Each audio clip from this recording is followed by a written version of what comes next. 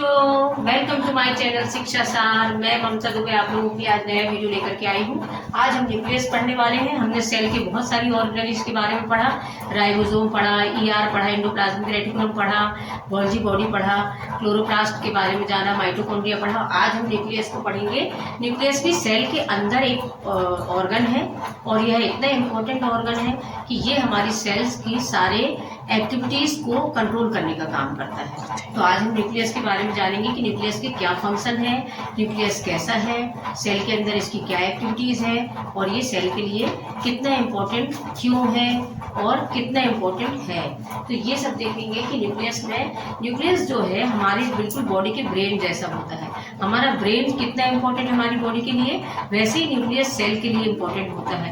जो हमारी बॉडी को पूरा कंट्रोल करता है हमारा ब्रेन, वैसे ही पूरी सेल की एक्टिविटीज जो है, ऑल एक्टिविटीज को कंट्रोल करने का काम न्यूक्लियस का होता है। तो न्यूक्लियस के बारे में हम आज जानेंगे। तो न्यूक्लियस एक ऐसा ऑर्गन है, न्यूक्लियस एक ऐसा ऑर्गन है जो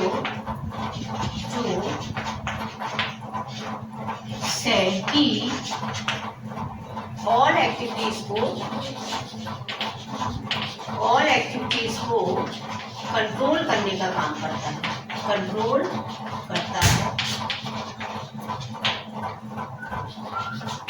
इसलिए इसे क्या बोला जाता है, इसलिए इसे कंट्रोलिंग रूम ऑफ सेल भी कहा जाता है,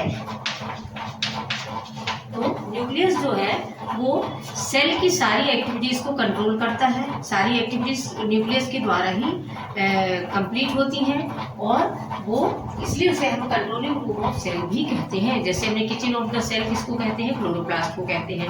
और एनर्जी का पावर हाउस किसको बोलते हैं, माइटोकॉन्ड्रिया को बोलते हैं। इसी तरह से इसको भी हम कंट्रोलिंग रूम ऑफ सेल, इसको न्यूक्लियस को कहा जाता है।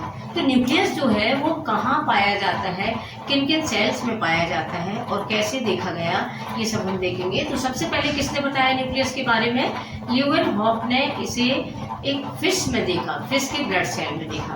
लेकिन उन्हें इसका खोजकर्ता नहीं कहा जाता है या फादर ऑफ न्यूक्लियस नहीं कहते उनको। क्यों? क्योंकि उन्होंने इसके बारे में अच्छे से डिस्क्रिप्शन नहीं दिया, वर्णन नहीं किया। किसको कहा जाता है, रॉबर्ट ब्राउन को कहा जाता है।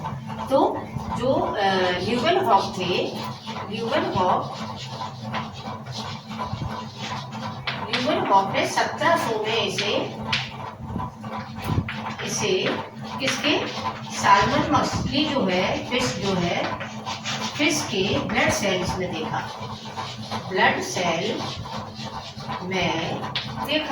लेकिन इसका खोजकर्ता किसको कहा जाता है, रॉबर्ट ब्राउन को। लेकिन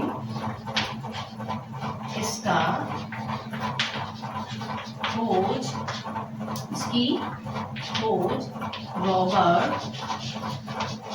ब्राउन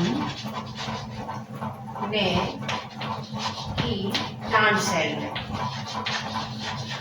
सेल में और 1831 में किया, जिन्होंने न्यूक्लियस के बारे में, न्यूक्लियस का वर्णन किया। तो न्यूक्लियस का वर्णन जो है वो रॉबर्ट ब्राउन ने दिया। रॉबर्ट ब्राउन ने उसके बारे में डिस्क्रिप्शन अच्छे से दिया, पूरा वर्णन किया। इसलिए हम खोज के बारे में किसको बोलते हैं, किसने खोजा इसको, रॉबर्ट ब्राउन ने खोजा। लेकिन ल्यूवेनहॉफ ने इसे 1700 में सैल्मन फिश के ब्लड सेल्स में देखा था। आगे चलते हैं हम। तो न्यूक्लियस क्या है, न्यूक्लियस में जो इसकी स्टडी होती है, न्यूक्लियस को किस तरह से स्टडी की जाती है, इसको हम क्या बोलते हैं, कैरियोलॉजी कहा जाता है। तो न्यूक्लियस की स्टडी को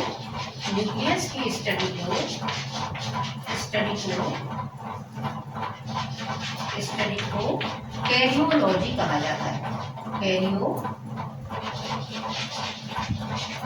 कैरियोलॉजी कहा जाता है। इसे कहाँ देखा गया, तो न्यूक्लियस जो है सभी तरह के ऑल यूकैरियोट्स सेल्स में देखा जाता है। ऑल यूकैरियोट्स क्यों बोल रहे हैं हम? क्योंकि हमने 5 किंगडम क्लासिफिकेशन में समझाया था।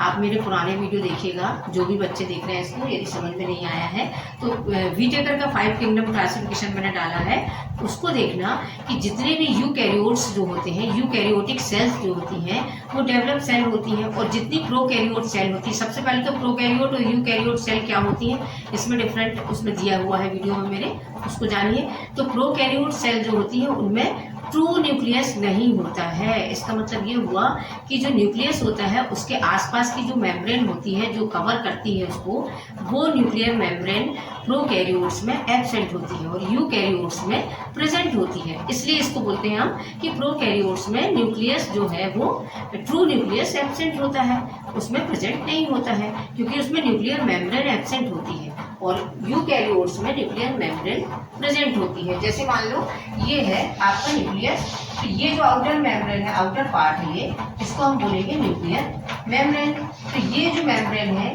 ये मेम्ब्रेन प्रोकैरियोट्स में नहीं पाई जाती, यूकैरियोट्स में प्रेजेंट होती है, इसलिए इसको हम बोलते हैं ट्रू न्यूक्लियस एब्सेंट होता है, किसमें? प्रोकैरियोट्स में। तो ये इस तरह से न्यूक्लियर मेम्ब्रेन का एब्सेंट होना। तो जिस हमारे यूकैरियोट्स में ये प्रेजेंट होती है न्यूक्लियर मेम्ब्रेन, लेकिन प्रोकैरियोट्स में क्या होता है? ये सभी और यूकैरियोट्स में प्रेजेंट होता है, लेकिन प्रोकैरियोट्स में यह एब्सेंट होता है। या हम कह सकते हैं कि ट्रू न्यूक्लियस एब्सेंट होता है। ट्रू न्यूक्लियस हमने क्यों कहा? कि न्यूक्लियर मेम्ब्रेन एब्सेंट होती है, लेकिन न्यूक्लियस के अंदर का जो डीएनए मटेरियल होता है, जेनेटिक मटेरियल, वो वहां भी प्रेजेंट होता है, इसलिए उसको हम क्या बोलते हैं? उस एरिया को न्यूक्लियोइड कहा जाता है। इसको आगे हम देखते हैं, इसको देख लीजिए।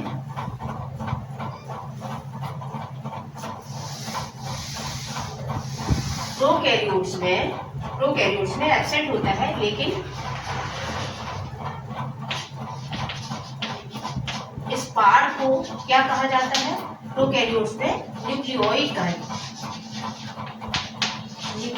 कहा जाता है। तो इस तरह से प्रोकैरियोट्स में ट्रू न्यूक्लियस एब्सेंट होता है, न्यूक्लियर मेम्ब्रेन का एब्सेंट होना, उस एरिया को क्या कहा जाता है? न्यूक्लियोइड। तो आगे हम देखते हैं, अब इसके अल्ट्रा स्ट्रक्चर देखेंगे न्यूक्लियस का। न्यूक्लियस में जो एक और एक्सेप्शन है इसमें कि ऑल यूकैरियोट्स में प्रेजेंट होता है, लेकिन ह्यूमन बॉडी में रेड ब्लड सेल्स जो होती हैं और आंखों की लेंस की सेल होती है, उनमें ये एब्सेंट होता है। तो क्या हो गया इसका एक्सेप्शन? ह्यूमन में आरबीसी एवं आंखों की लेंस सेल्स में यह एब्सेंट होता है।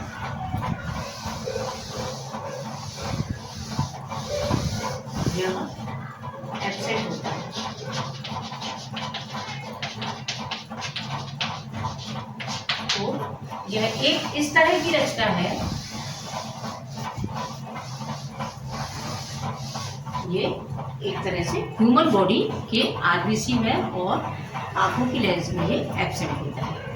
तो इस तरह से हमने न्यूक्लियस के बारे में जाना है। तो न्यूक्लियस के बारे में हम क्या कह सकते हैं कि न्यूक्लियस एक ऐसी रचना है जिसके अंदर क्या पाया जाता है? क्रोमोसोम पाए जाते हैं, जो एक इस तरह के होते हैं, जो एक जनरेशन से दूसरी जनरेशन में ट्रांसफर होते हैं, और इसी तरह से हमारा जेनेटिक मटेरियल जो है वो इनहेरिट होता है। तो यह एक ऐसी रचना है,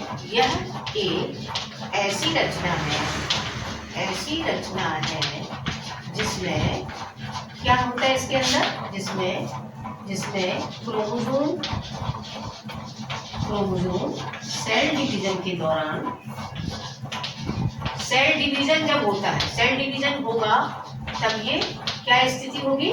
सेल डिवीजन के समय, क्रोमोसोम सेल डिवीजन के समय एक जनरेशन से दूसरी जनरेशन में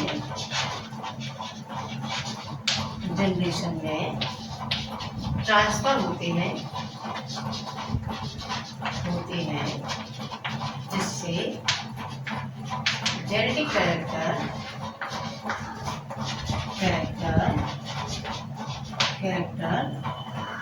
इनहेरिट होते हैं।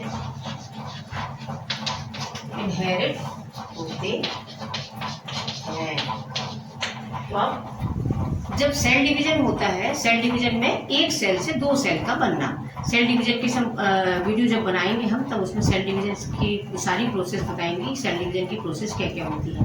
तो उसमें हमें किस तरह से सेल डिवीजन की प्रोसेस होती है, उसमें कैसे एक सेल से दो सेल बनती है। तो सेल डिवीजन के समय में ये जेनेटिक कैरेक्टर जो है वो एक जनरेशन से दूसरी जनरेशन में आनुवांशिकता के द्वारा वो ट्रांसफर हो जाते हैं। किसके द्वारा? क्रोमोसोम के द्वारा ही ट्रांसफर होते हैं, जिनमें क्या पाया जाता है? डीएनए मटेरियल पाया जाता है। तो न्यूक्लियस के अंदर क्या होता है? क्रोमोसोम होते हैं, जिनमें क्या होता है? डीएनए होता है। तो यही डीएनए क्या होता है? जेनेटिक कैरेक्टर कहलाता है, जो पेरेंट्स से बच्चों के अंदर चला जाता है। तो आगे हम देखेंगे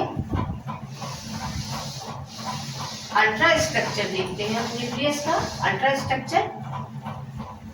इसको देख लीजिए।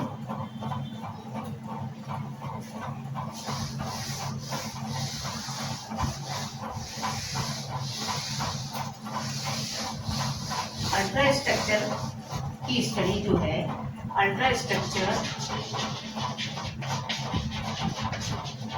Of nucleus. अल्ट्रा स्ट्रक्चर की स्टडी कैसे हुई कि जो सेल डिवीजन होता है उसकी एक फेज होती है इंटरफेज और एक एम फेज होती है। तो इंटरफेज जो होती है वो बहुत ही लॉन्ग होती है, लंबी होती है। तो उसी की स्टडी से हमें इसके पूरे स्ट्रक्चर के बारे में पता चला न्यूक्लियस की, कि न्यूक्लियस में क्या क्या पाया जाता है, कौन कौन से पार्ट होते हैं। तो किसकी? इंटरफेस की स्टडी से हम इसकी जानकारी ले सकते हैं। तो इंटरफेस से पता चलता है कि इसके 4 पार्ट होते हैं। 4 पार्ट में से डिवाइड किया गया है। कौन कौन से? इसका डायग्राम देखते हैं थोड़ा सा।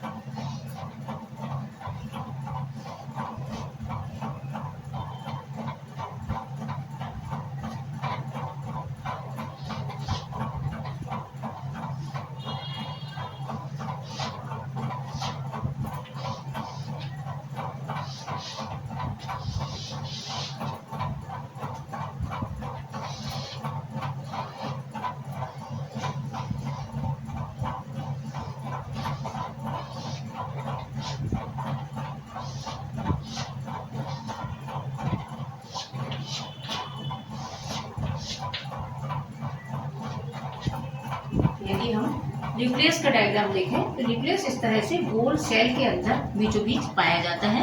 ये प्लांट सेल और एनिमल सेल दोनों में हम इसकी स्टडी करते हैं, और दोनों के लिए जो मैं वीडियो बना रही हूँ ये प्लांट सेल में भी पढ़ सकते हैं आप, और एनिमल सेल के लिए भी पढ़ सकते हैं, तो दोनों के लिए जरूरी है। तो न्यूक्लियस की स्टडी दोनों में समान होती है। तो इस तरह से हमने न्यूक्लियस का डायग्राम बनाया। इसमें 4 पार्ट कौन कौन से? पहला होता है न्यूक्लियर मेम्ब्रेन। ये न्यूक्लियर मेम्ब्रेन वाला पार्ट है, जो आउटर पार्ट होता है जिसको न्यूक्लियस को कवर करती हुई दिखाई दे रही है आपको। 2 मेम्ब्रेन दिख रही है, एक आउटर मेम्ब्रेन और एक इनर मेम्ब्रेन। तो ये जो मेम्ब्रेन है वो न्यूक्लियर मेम्ब्रेन कहलाती है। तो ये जो बाहर वाली मेम्ब्रेन है इसको हम, इसमें क्या पाए जाते हैं? राइबोसोम लगे होते हैं। इस तरह से राइबोसोम के पार्टिकल यहाँ लगे होते हैं आउटर मेम्ब्रेन में, ये।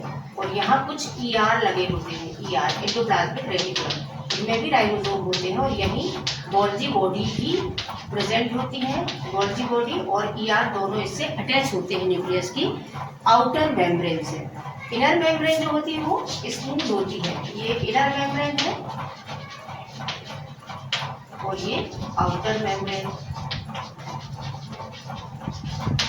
तो इनर मेम्ब्रेन जो होती है वो चिकनी होती है, लेकिन आउटर मेम्ब्रेन राइबोसोम के प्रेजेंट होने की वजह से थोड़ी सी रफ होती है। Outer membrane, inner membrane. और ये बीच वाला जो पार्ट है इसके, ये न्यूक्लियर पोर कहलाते हैं, जो थोड़ी सी गैप होते हैं, जिससे साइटोप्लाज्म जो है सेल्स के अंदर का जो मटेरियल है जिसका ट्रांसफर होता है न्यूक्लियस के अंदर, और न्यूक्लियस के मटेरियल का ट्रांसफर होता है सेल के अंदर। तो ये इसके थ्रू होता है, ये न्यूक्लियर पोर के द्वारा ही होता है। ये कहलाते हैं न्यूक्लियर पोर। अब इसमें क्या प्रेजेंट होता है? तो कौन कौन सी मेम्ब्रेन होती है इसमें? आउटर मेम्ब्रेन, आउटर मेम्ब्रेन जिसमें क्या पाया जाता है? राइबोसोम, राइबोसोम प्रेजेंट, और गोल्जी बॉडी, गोल्जी बॉडी और ER इससे चिपके होते हैं, अटैच होते हैं इसके साथ। Inner membrane, inner membrane smooth होती है, चिकनी होती है,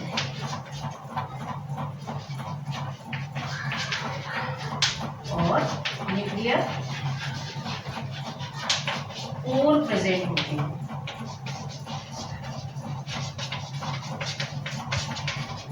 ये होगा हमारा न्यूक्लियर मेम्ब्रेन, पहला पार्ट है इसका। न्यूक्लियस का पहला पार्ट न्यूक्लियर मेम्ब्रेन, जिसमें क्या क्या पाया जाता है? आउटर मेम्ब्रेन जिसमें राइबोसोम प्रेजेंट होते हैं, गोल्जी बॉडी और ER इससे चिपके होते हैं। इनर मेम्ब्रेन स्मूथ या चिकनी होती है, पोर प्रेजेंट होते हैं इसके आसपास। ये इतना हमने अभी देखा डायग्राम में, तो हमने इसका डिस्क्रिप्शन लिखा। सेकंड पार्ट क्या होता है इसका? सेकंड पार्ट आगे हम डायग्राम बनाते हैं इसमें।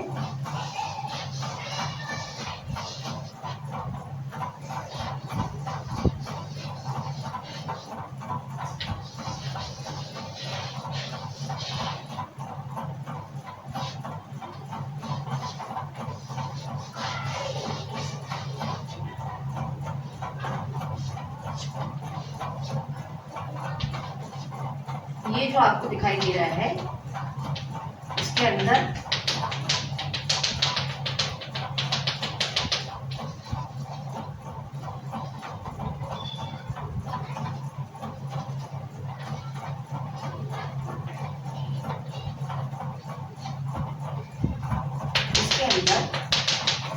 लिक्विड मटेरियल होता है, जो लिक्विड जैसे सेल के अंदर साइटोप्लाज्म होता है, इसी तरह से न्यूक्लियस के अंदर भी न्यूक्लियोप्लाज्म होता है, जिसको कैरियोलिम्फ भी कहा जाता है। तो सेकंड पार्ट इसका क्या है? जो अंदर का जो मैट्रिक्स है या लिक्विड मटेरियल इसके अंदर जो पाया जाता है वो न्यूक्लियोप्लाज्म कहलाता है। तो सेकंड पार्ट में हम आते हैं। तो सेकंड पार्ट क्या है इसका? न्यूक्लियोप्लाज्म। इसे कैरियोलिम्फ भी कहा जाता है, कैरियोलिम्फ भी कहते हैं। ये जो अंदर मैट्रिक्स होता है या मटेरियल, लिक्विड मटेरियल होता है, ये कैसा होता है, इसे कैरियोलिम्फ भी कहा जाता है। आगे देखते हैं, देख लीजिए यह कैसा होता है, ट्रांसपेरेंट होता है, ट्रांसपेरेंट होता है, ग्रेन्युलर होता है, ग्रेन्युलर और लिक्विड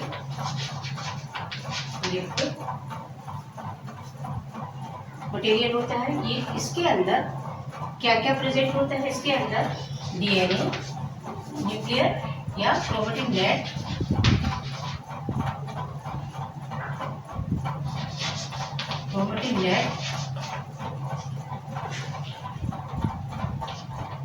प्रोटीन और फास्फोरस,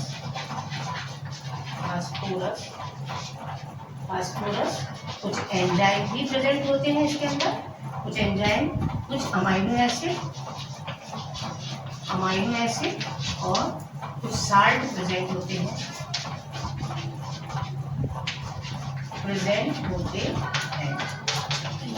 इस कैरियोलिम्फ के अंदर। न्यूक्लियोप्लाज्म में जो कैरियोलिम्फ होता है इसके अंदर ये चीजें पाई जाती हैं। ये ट्रांसपेरेंट, ग्रेन्युलर और लिक्विड होता है। Chromatin net, protein, phosphorus, enzyme, amino acid, salt present होते हैं इस लिक्विड के अंदर। इसमें डीएनए पाया जाता है जिसको जो क्रोमैटिन के फॉर्म में होता है। अगला है इसका पार्ट, थर्ड पार्ट है, देख लीजिए।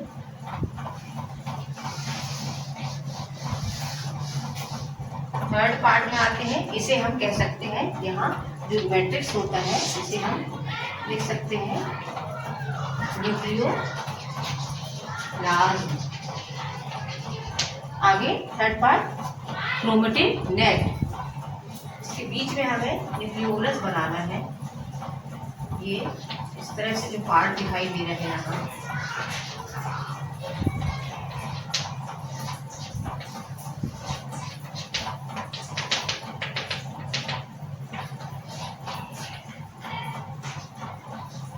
क्रोमैटिन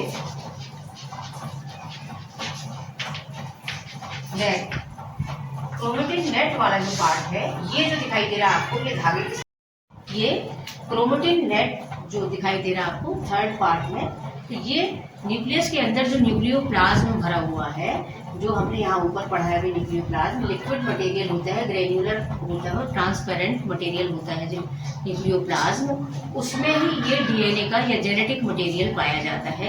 ये जेनेटिक मटेरियल डीएनए के रूप में प्रेजेंट होता है और यही डीएनए जो है वो प्रोटीन के साथ मिक्सचर बनाता है, जिसे हम क्रोमैटिन नेट के रूप में जानते हैं। तो जितना भी न्यूक्लियस में जो न्यूक्लियोप्लाज्म है, न्यूक्लियस में उपस्थित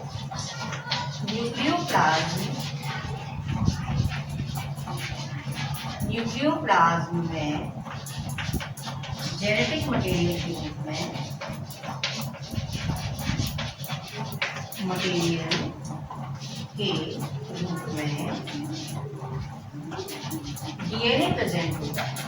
डीएनए प्रेजेंट होता है, और यह डीएनए प्रोटीन के साथ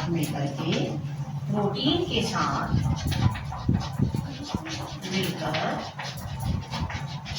एक मिश्रण बनाता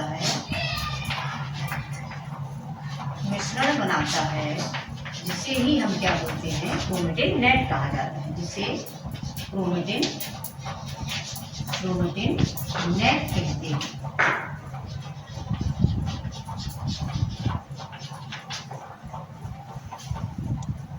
तो ये क्रोमैटिन नेट जो है, इसमें ही डीएनए और प्रोटीन उपस्थित होता है, इसको हम क्रोमैटिन नेट के नाम से जानते हैं। देख लीजिए आप, मैं इसको फोर्थ पॉइंट हमारा है। अगला पार्ट है इसका न्यूक्लियोलस। न्यूक्लियोलस जो होते हैं वो सेल की एक्टिविटी पर डिपेंड करते हैं। न्यूक्लियोलस फोर्थ पार्ट है,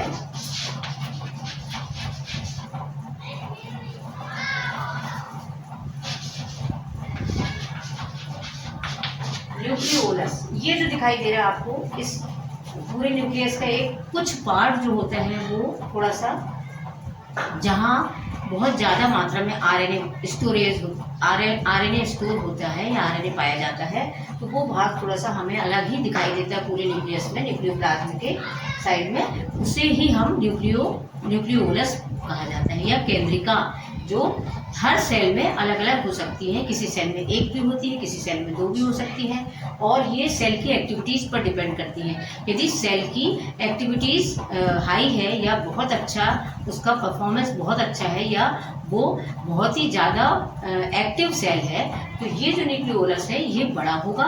लेकिन यदि सेल की एक्टिविटीज़ कम है या लो है, तो वो न्यूक्लियोलस जो है वो छोटा होगा। तो ये सेल की एक्टिविटीज़ पर डिपेंड करता है न्यूक्लियोलस। न्यूक्लियोलस यह सेल की एक्टिविटी पर डिपेंड करता है।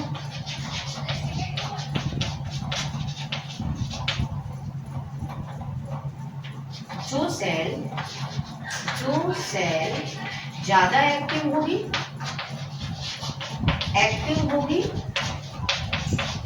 तो यह बड़ा होगा, जो कम एक्टिव होगी तो यह छोटा होगा।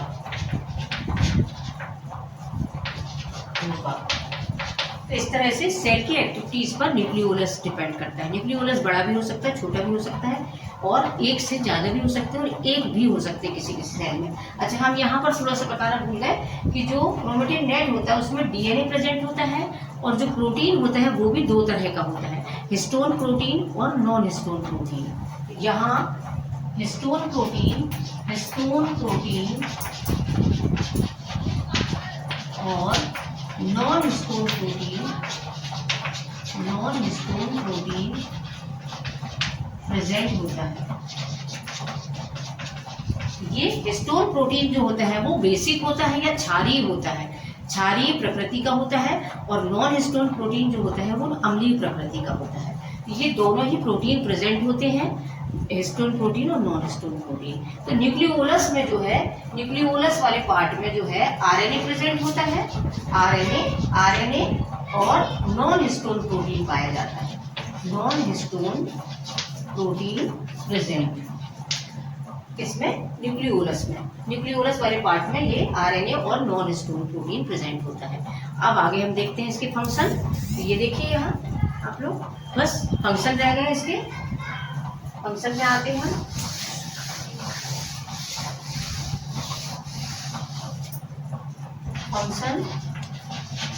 फंक्शंस आपको समझ में आ गए होंगे कि ये जेनेटिक मटेरियल इनहेरिट होता है इससे, तो ये इनहेरिटेंस में हेल्पफुल है,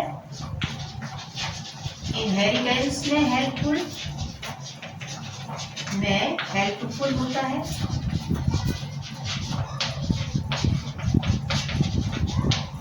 जेनेटिक ट्रांसफर में, जेनेटिक मटेरियल के ट्रांसफर में, जेनेटिक मटेरियल के ट्रांसफर में हेल्पफुल। सेकेंड है इसका ऑल एक्टिविटीज को कंट्रोल करना। अभी हमने पढ़ा उससे ही समझ में आ गया हमें इसके सारे फंक्शन, है ना। ऑल एक्टिविटीज को कंट्रोल करने का काम करता है न्यूक्लियस, और यह प्रोटीन सिंथेसिस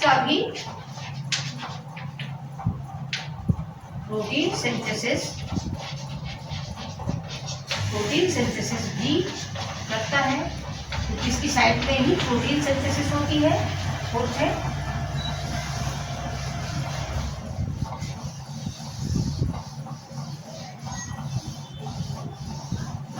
इसमें आरएनए का स्टोरेज होता है।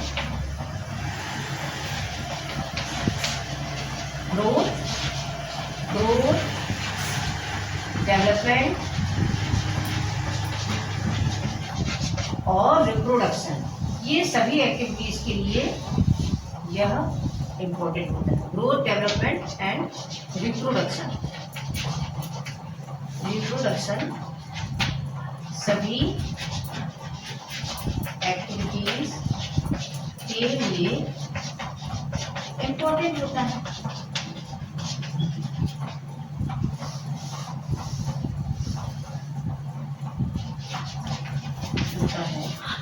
तो न्यूक्लियस के बारे में हमने सारा देख लिया, इसके फंक्शन भी देख लिए। अब आपको यदि मेरा वीडियो अच्छा लगता है तो इसे सब्सक्राइब जरूर करिए और शेयर जरूर करिए कि जो बच्चे और नहीं देख पाए हैं वो भी देख लें इसको और वो भी पढ़ें, क्योंकि ये इतना आप परीक्षा के लिए आपके लिए बहुत सफिशिएंट है।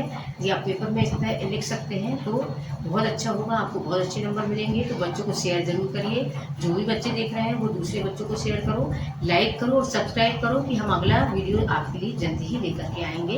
अभी थोड़ा सा लेट हो गया लेकिन अब मैं जल्दी लेके आऊँगी और मैं ऐसे ही कंटिन्यू वीडियो आप लोगों के लिए डालूंगी जिससे आपकी पढ़ाई अच्छी हो सके। तो आप इसे सब्सक्राइब जरूर कर लेना। ठीक है, थैंक यू बच्चों।